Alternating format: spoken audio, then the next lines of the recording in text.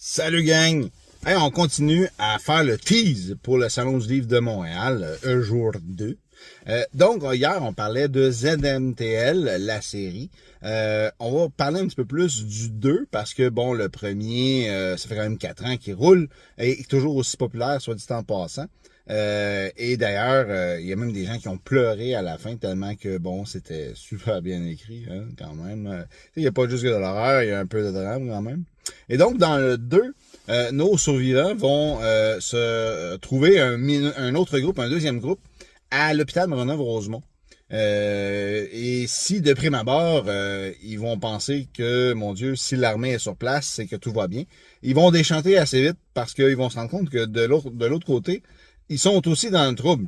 Et même, bon, pour ceux qui se trouvent, qui travaillent ou qui connaissent l'hôpital Maisonneuve-Rosemont, ils vont se rendre compte en lisant ZMTL 2 que ben, comme dirait ma blonde, un hôpital, c'est un snack à zombies. Parce qu'il y a beaucoup de gens qui sont malades et quand que bon l'apocalypse frappe, ben tout le monde va dans les endroits safe, on va dire. Hein?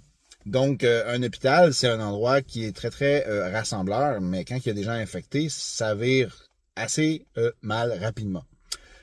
Donc, on va faire la rencontre de plusieurs personnages, dont un groupe de militaires qui sont assez divisés, hein, à savoir est-ce qu'on doit sauver ou abandonner les civils sur place.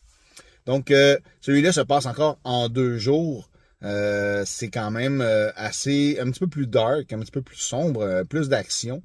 Et voilà.